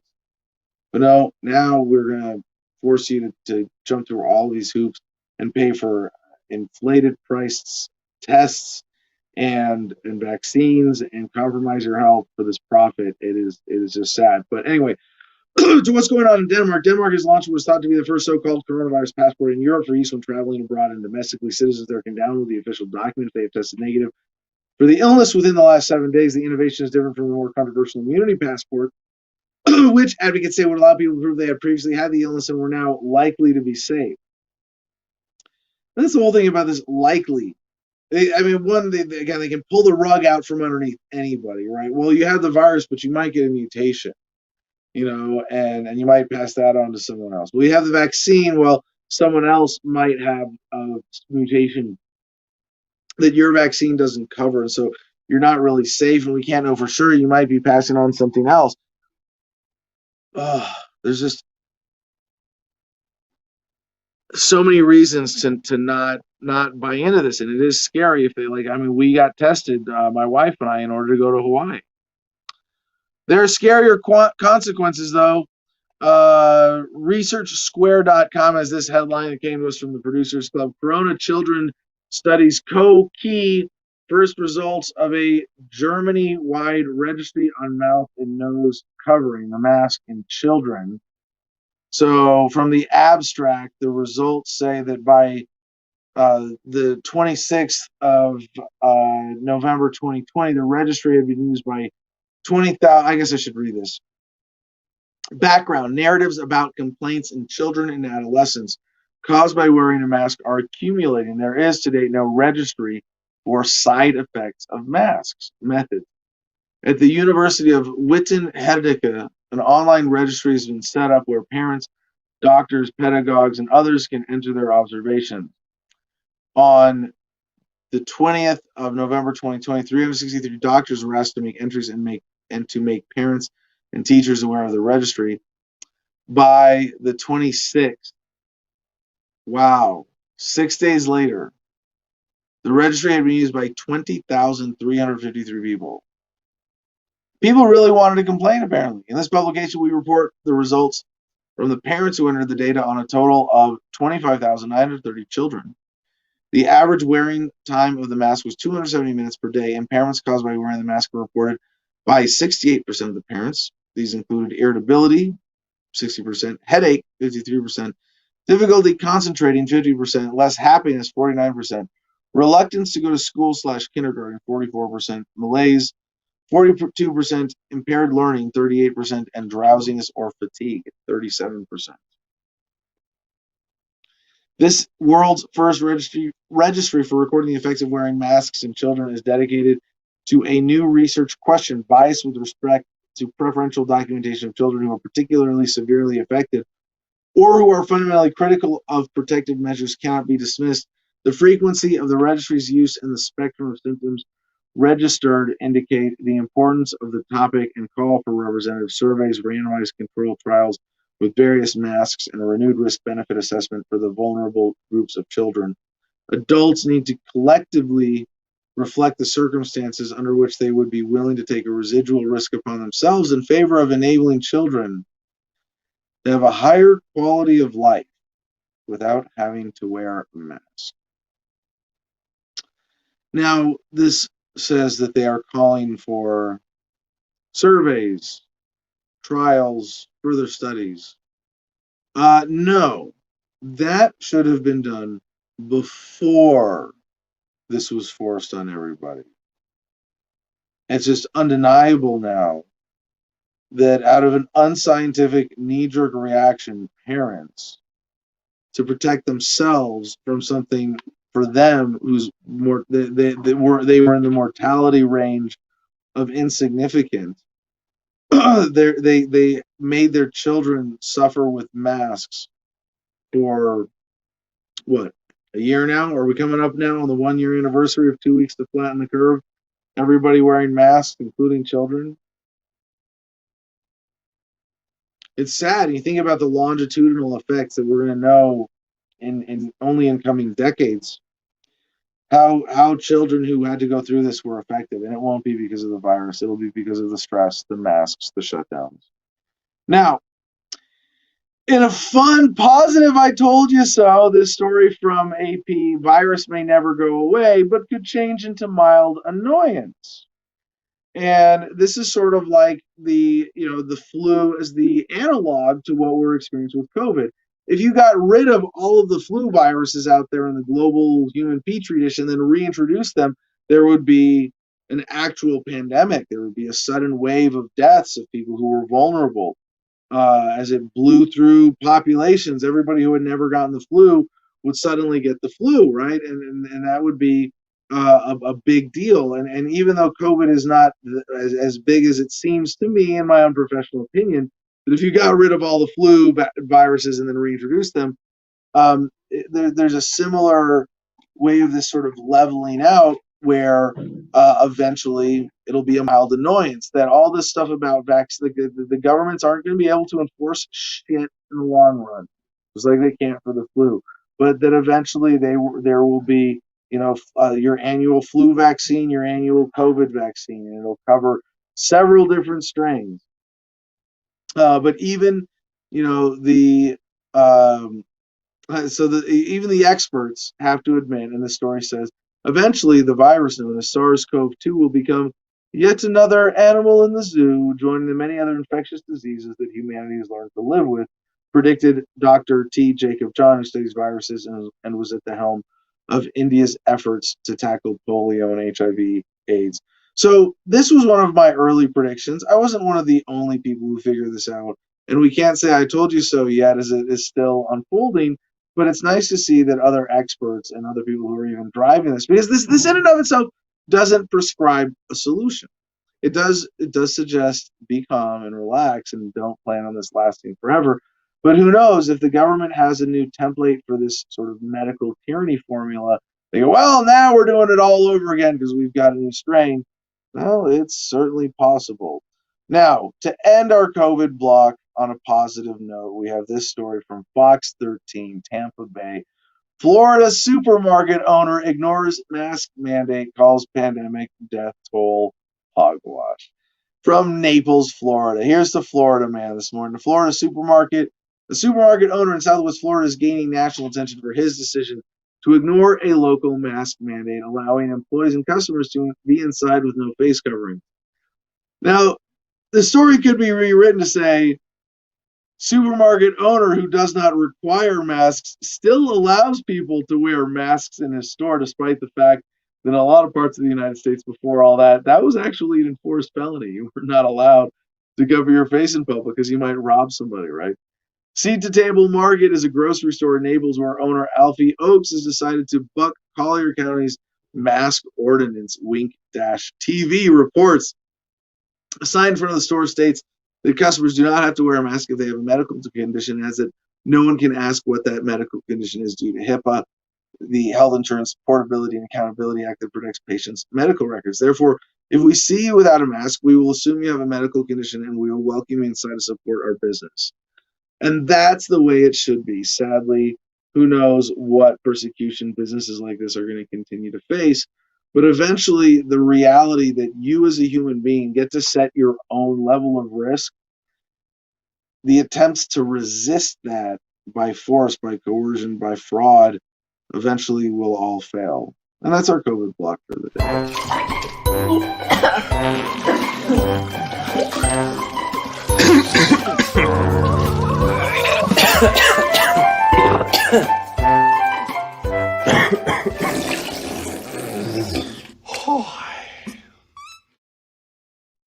All right, let's get comment Jim Freedom back up here, checking with the audience. Do we have any control comments today, Jim? Come on. Craig, you did notice correctly that cartoon guy did walk into the women's bathroom. I noticed that too. Wait. I I thought they didn't were even gonna know. make Go some back to kind of in one of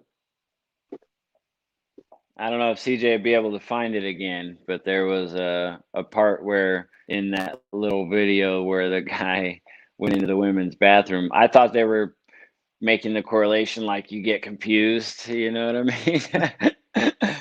COVID is so bad. Right here. It's gender dysphoria. Oh no, No, he goes he into the didn't. men's room. Yeah, he went It's into just the a little, men's. I yeah, didn't okay. see the separate entrance on the right there. I was thinking it was Yeah, one of those ones where you went in and went left or right. Yeah, okay, all right. right. No, just a weird little visual Conspiracy trick. debunked. Understandable.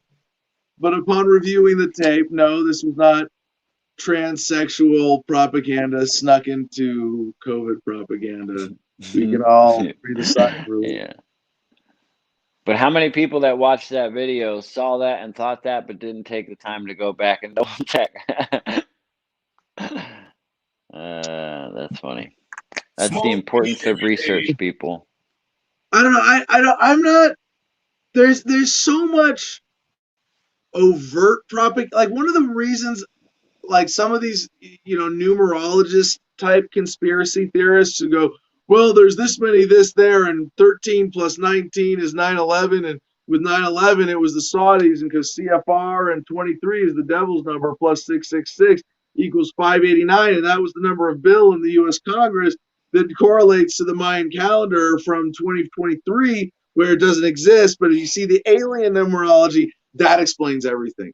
I'm like, oh my god, fuck that, right? Where was I going with that? What got me on that track? Smoking weed. What was I before The this? cartoon guy going in the women's bathroom. Oh, yeah, there's so much. So people who say that like we have to look at these hidden symbols and secret numerology codes and like the super class embedded in there, and it's like this is how they're really trying to control you. It's like no, there's tons of overt propaganda that people don't even understand. That's just like way more in your face. Like there's no New World Order guy going, and then in the COVID video, we're going to have the man walk into the women's bathroom, and it's going to confuse the kiddies into being more transgender, and then there will be our pawns in no time. Like, no. Yeah, I agree with you there. That's just that's just an oversight by the creator. It didn't matter because they knew they did it right. 1054 says the mask effects on these kids sounds a lot like cults feeding low protein gruel to the conscriptees, so they're easier to control. Keep them slow and lazy. It's an interesting thought. Pasta Yogi points out. Oh, where'd that comment go? Pasta Yogi found well, he didn't find a comment, but here. Stephen McClure's desperately answering your call for a troll. Adam's such a loser. He lived in a shed without water or electricity in the middle of nowhere. Yeah, this is the product of libertarianism. We don't have. By the way, the house is here. I'd like. Here it is. Pasta Yogi. Sorry, I found it. He said the first thumbs down just burned himself out, letting us know he's got small pee-pee energy. But I couldn't find a comment to associate with that, so I don't know. Well, seriously, we're going to be here this weekend, and there's a lot of work to do on the house. Really cool. I had our friend local Shane come over yesterday and help me design the final mechanics for the deck that we're building attached to the house. I am really excited. I want to jump out there now and go start digging holes and send posts and making this thing happen now that I have a pretty clear vision for it. So if anybody wants to come out this weekend, if you're in the if I've met you and you know the Arizona area, you want to come out, we're gonna have some fun building this weekend. The picture is on the Garden of Freedom Instagram. I think when you were doing your impression of the New World Order guy, 420 Pat Rock said his MK Ultra programming is kicking in. All right, well, we got a grab bag of stories to get to. I really was disorganized with my links, so I have a couple that I wanted to do earlier that are like big news we got to cover. But we'll do that. We'll check back in with the audience, do our promos and the good news to wrap up the show. But just a quick reminder today, with membership in the Producers Club with the best troll comment. All right, from Bloomberg via MSN.com, Bitcoin's epic run is winning more attention on Wall Street. Is that where we want it? We'll take it where we can get it, right? Signs of a widening embrace across the financial services industry sent Bitcoin to new heights, with the cryptocurrency closing in on $50,000 for the first time before falling back a week after Tesla announced its $1.5 billion investment in Bitcoin. The digital asset continues to make inroads into traditional finance, including news that an investment unit of Morgan Stanley is considering whether to bet on Bitcoin. Canada also approved the first North American Bitcoin exchange traded fund. And there's evidence that more companies are beginning to add services for cryptocurrencies, an asset class that is still lightly regulated and controversial among policymakers. On Thursday, BNY Mellon said it's formed a new team that's developing a custody and administration platform for traditional and digital assets. MasterCard Incorporated has said it will begin allowing cardholders to transact in certain cryptocurrencies on its network. And, this is something that man, do I get to say I told you so with this? I mean, going back to 2010 when I was promoting crypto was it 2010? Was it before 2009? Before I moved back to New Mexico. And, I spent all my $5 Bitcoins on the Silk Road. Imagine that at this point. Who knows? Maybe somewhere in one of my hard drives, I'll find a hidden wallet of some random altcoin that's ridden Bitcoin's coattails, but I doubt it. And I've always seen that this is the market, this is the people rendering government obsolete. This is fundamentally peaceful solutions beating out violent solutions. And what I mean by that is a voluntary consensus-based cryptocurrency that's pushing out fiat currencies all over the world. That's just one way of capturing the significance of Bitcoin. The Sacramento Bee via Yahoo.com has this: Governor Gavin Newsom polishes image as California recall drive escalates. Now, I'm very lucky. I actually got to sign the Governor Gavin Newsom recall petition as a California voter, but this is happening. They are blowing past the benchmarks, and a lot of this is dissatisfaction with COVID policy. Now, as a libertarian, have I said that phrase yet this show? As a libertarian, I would hope that the good people of California, my fellow California voters, could see that it's not enough to impeach Newsom or to recall Newsom, and replace him with another governor who's more or less the same. And they need to be looking for a real libertarian alternative here, and I look forward to supporting the libertarian candidate who's running for governor of California next in this opportunity.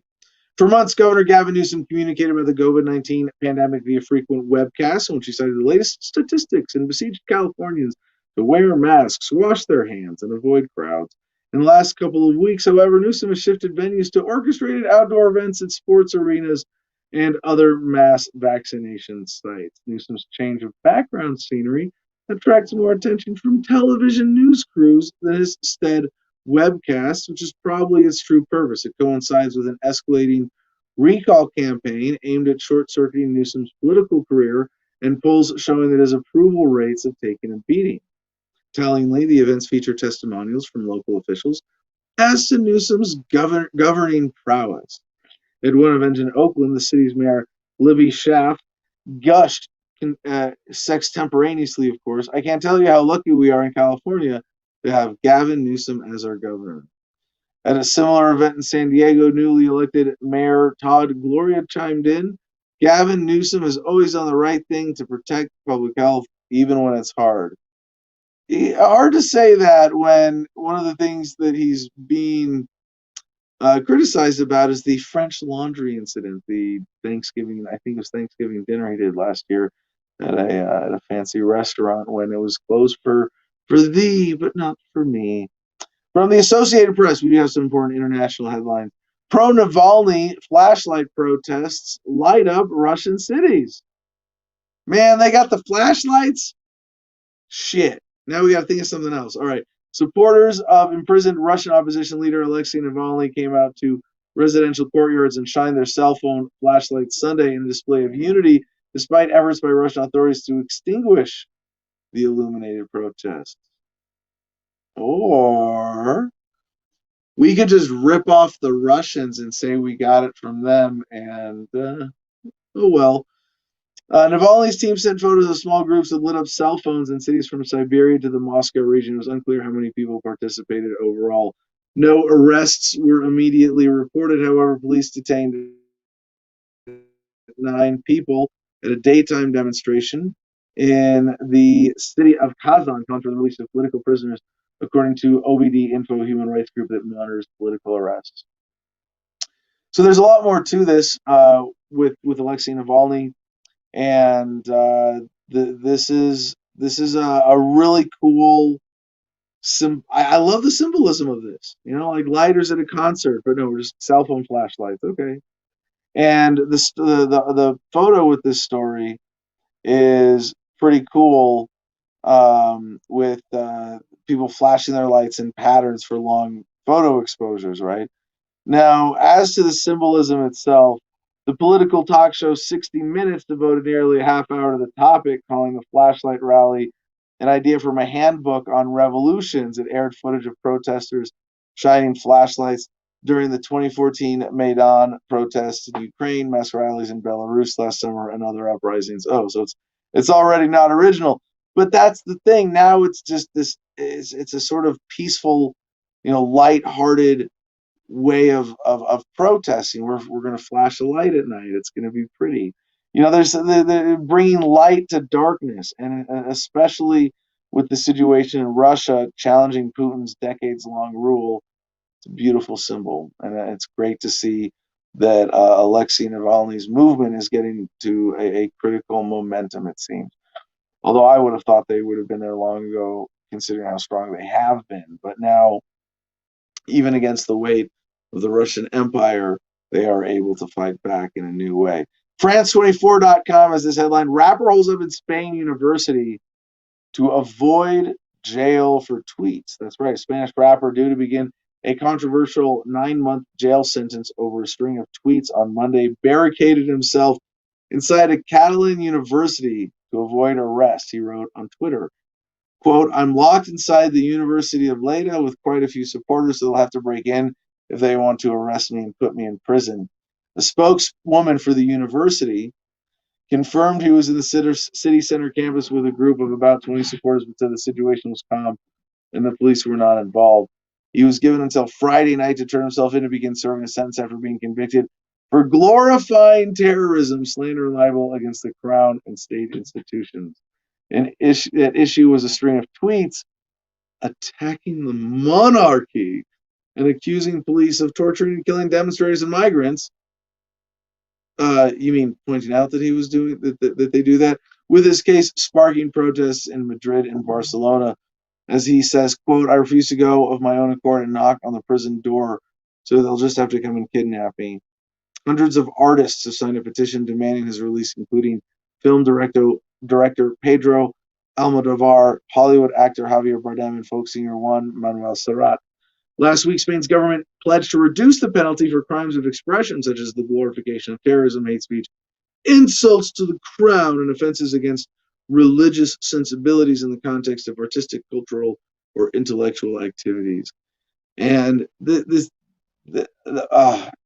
is a really cool case because the liability is relatively low, right? Facing 9 months. And if you resist that, facing more time on top.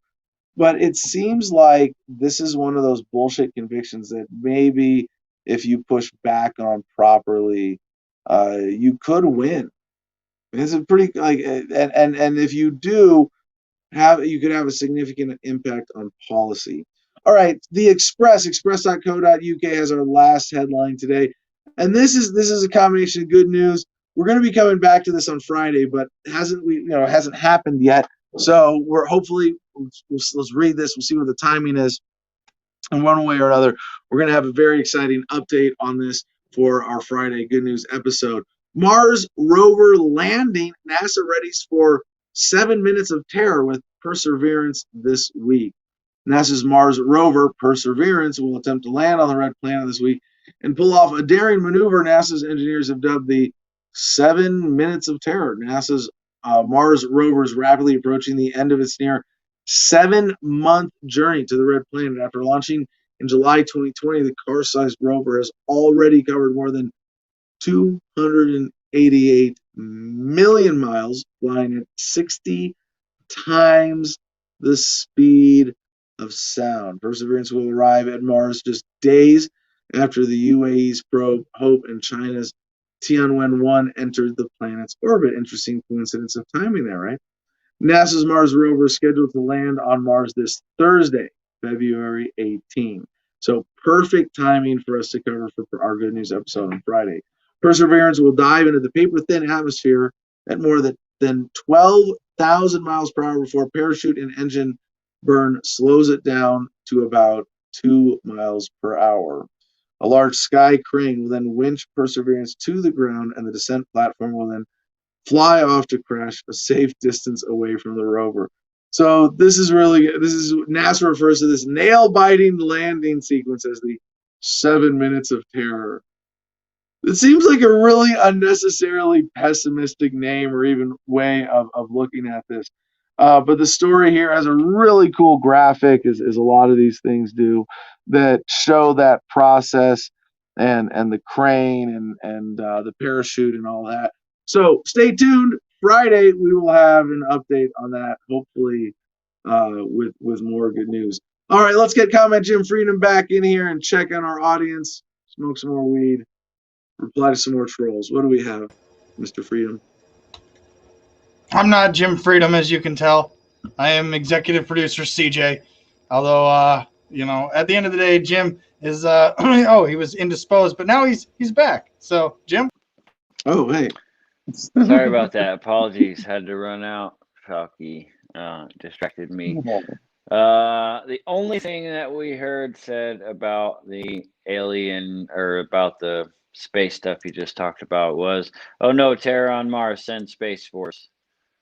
Other than that, most people didn't seem to. I don't know. They're all talking about how cold it is where they are, and D. Vincent W. is teasing them with it's 80 degrees in Cocoa Beach. He said, "Ladies ride bicycles wearing bikinis," and he said, "No sniffing bike seats allowed." And he said, "Just kidding," which means go ahead. Brian Johnson replied to him. He said, "You had me at ladies." And it's funny. Is that our troll comment? He had him at 80 degrees. They're all just having their own conversation about either living off grid still. Miss Prepper's talking about save your dryer lint for fire starters, old candle wax, toilet paper rolls. It's well if you use any of these things. They're talking about that, yeah. The ice hitting 420 Pat Rock's camper sounds like popcorn. So he got ice or hail or something probably hitting them. Brian Johnson was thinking about making pop can heaters. I made one this morning and was hotter than heck. Well, like what's a pop can heater? CJ, can you Google that? Sure. Give me a diagram real fast. I mean, I assume it's some way of taking a soda can and turning it into, some combustion chamber to burn something for heat in like a small space, right? So I imagine if some other modifications to the fuel for that. But no, I have these big propane heaters. That's what we use here. Reefer Madness wants to know if you've ever ridden the train to the Grand Canyon. Beautiful ride when it's snowy out, he says.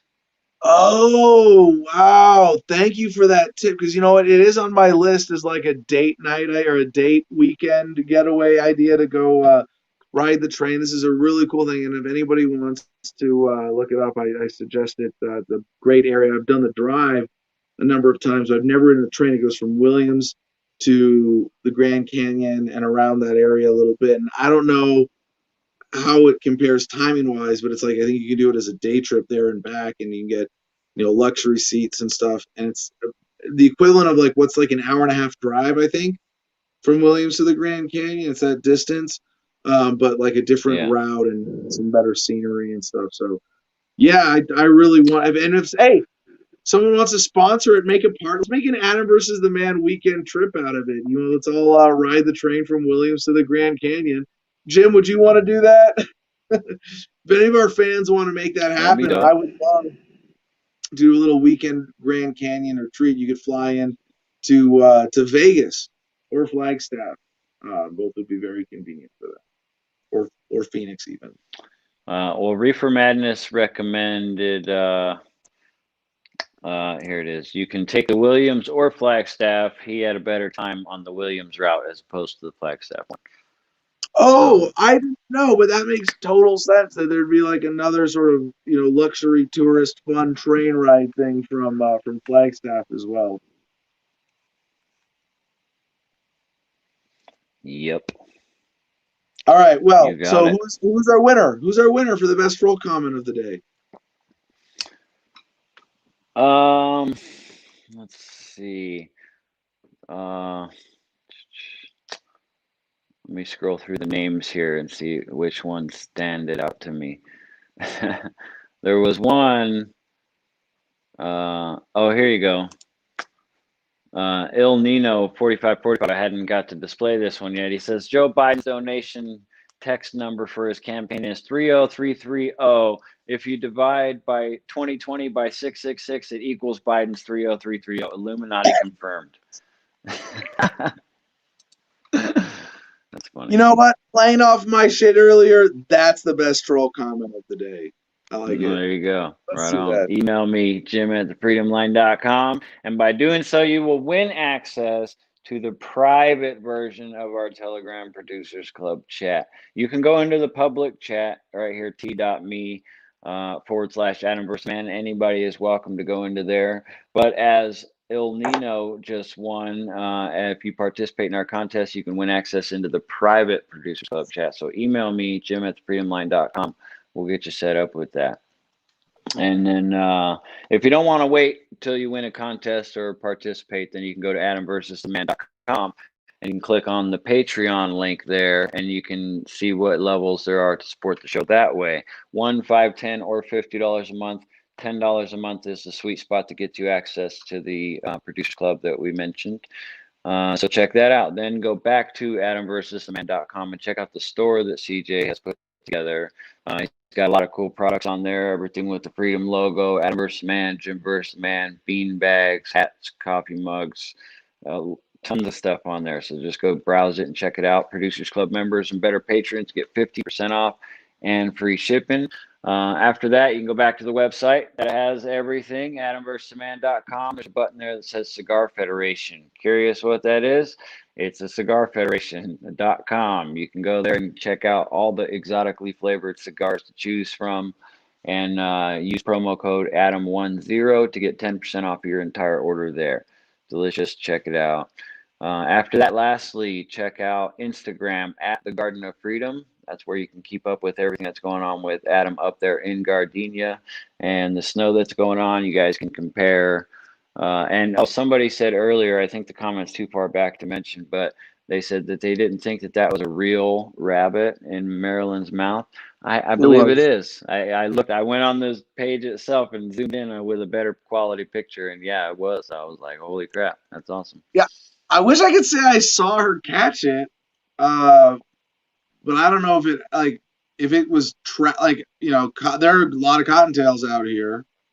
I think the cats have kind of chased them away from this immediate area, but if she's really fat, if she's like more athletic than she looks, the idea of her catching a cottontail on her own is not unlikely. But sometimes the dogs out here will pack hunt them together. All right, with that out of the way, Yeah, check it out. It's on the Garden of Freedom Instagram page. Let's do the good news and get out of here. So, from goodnewsnetwork.org, it was on this day in 1564, Galileo Galilei, the father of science, who invented the telescope and the thermometer, was born in Pisa, Italy, the same birth year as Shakespeare. On this day in 1879, a ban was lifted on female attorneys arguing cases in the U.S. Supreme Court. Yeah, more interesting, until this day in 1879, female attorneys were not allowed to argue cases in the U.S. Supreme Court. On this day in 1903, the first teddy bear was introduced in America. On this day in 1964, the Beatles scored their first #1 album in America with Meet the Beatles, which stayed at #1 for 11 weeks, sold over 4 million copies in 1 year. On this day in 1965, the official flag of Canada debuted as a stylized 11-pointed red maple leaf designed by the Canadian historian, author, soldier, teacher, and public servant George Stanley. Now, normally, I would not consider the creation of any statist symbolism good news, and do kind of reject it as this, especially being as recent as 1965. But given that it is a symbol of my Canadian half of being so polite, and it is quite a welcome, aesthetically pleasing, simple symbol, yes, good news. The official flag of Canada debuted on this day in 1965. On this day in 1989, the Soviet Union announced that the last of its troops had left Afghanistan 9 years after their invasion. The graveyard of empires. On this day in 1998, race car driver Dale Earnhardt won the Daytona 500 after 20 years of disappointment. On this day in 2003, between 80 and 30 million people marched in 600 cities worldwide to protest the Iraq War, making it the largest peace demonstration in history. And I was there on that day as we did student walkouts at Claremont McKenna College in California. It was also on this day 75 years ago, the U.S. government's first all-purpose computer, the ENIAC, was unveiled. The electronic numerical integrator in computer was digital and programmable, and therefore 1,000 times faster than that of electromechanical machines of the day. The giant brain was roughly 8 by 3 by 100 feet in size and weighed more than 27 tons. Now, I believe that amount of computing power is in everybody's pocket with a smartphone, or something to that effect. It was also 34 years ago today, Ben & Jerry's ice cream announced a new ice cream flavor, Cherry Garcia. Yeah. And it is also the would-be 201st birthday of civil rights activist and suffragette Susan B. Anthony. And with that, I don't think she would disagree with me saying, peace and love, y'all. Choose happiness and be excellent to each other.